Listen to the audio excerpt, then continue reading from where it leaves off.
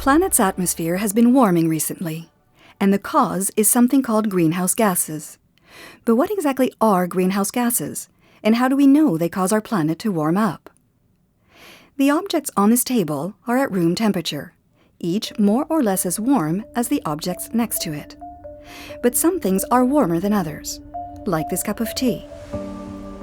Because the cup of tea is warmer, energy is flowing from the tea to the room around it in the form of infrared radiation. By using an infrared camera, we can watch the cup of tea cool as it transfers energy to the room. Over time, it will reach the same temperature as the other objects around it. In science, this transfer of energy is what we call heat. Now, let's step back and imagine our planet. Our sun is continually transferring some of its energy to our planet. Much of that energy travels right through Earth's atmosphere and reaches the surface, where it is absorbed and re-emitted into the atmosphere in longer infrared wavelengths. If all of that energy passed through the atmosphere directly into space, our planet would be quite cold, on average around -18 degrees Celsius. But infrared energy can interact with certain gases in the atmosphere, which are known as greenhouse gases. These gases interrupt the flow of energy escaping from Earth, holding some of that energy in the atmosphere. It is a little like throwing this towel over this heating pad. The towel interrupts the flow of heat, trapping the energy near the surface of the pad. A simple experiment will demonstrate which atmospheric gases behave in this way. Here are 4 cylinders filled with 4 atmospheric gases: nitrogen, oxygen, carbon dioxide, and methane. Notice the gases are transparent to visible light, just like the atmosphere. But in this experiment, we'll test which ones are transparent to infrared light. This heating pad emits infrared wavelengths and will simulate our planet's surface. We've sealed the ends of each cylinder with thin plastic wrap, because glass itself blocks infrared radiation, but the thin plastic doesn't. We'll start with a cylinder filled with nitrogen gas and place it between the infrared camera and the heating pad.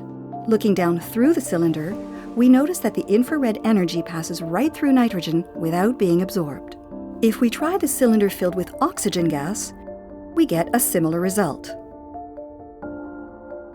But carbon dioxide is a different story. Notice how the image in the infrared camera becomes much cooler. This reveals that the carbon dioxide is absorbing some of the infrared energy given off by the heating pad before it can reach the camera. And here is methane. Methane also absorbs the infrared radiation. So, greenhouse gases, like carbon dioxide and methane, are gases that absorb energy, trapping more energy in the atmosphere. But to see if greenhouse gases actually behave this way in the atmosphere, we have to move from our tabletop experiment to the real world. The first piece of evidence comes from a satellite measuring the wavelengths of infrared energy escaping from Earth's atmosphere. Since the precise wavelengths absorbed by each greenhouse gas are known, the satellite should detect gaps at those precise wavelengths. This curved line shows what would be detected if no gases were absorbing energy. And this squiggly line shows the real measurements from the satellite. The difference between the curved line and the squiggly line reveals the energy being absorbed by greenhouse gases.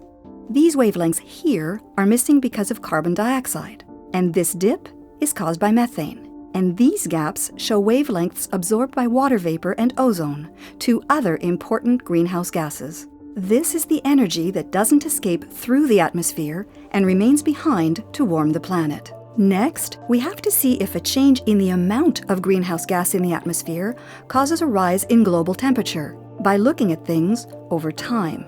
Here is a chart that shows a 40% rise of atmospheric carbon dioxide over the last 60 years.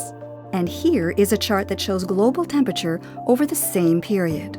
The average surface temperature of our planet has been rising at the same time as we've been putting more and more greenhouse gases, like carbon dioxide, into the atmosphere.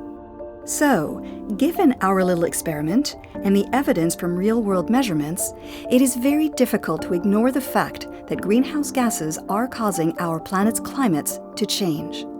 And once we realize this, we have to ask ourselves, what are we doing about it?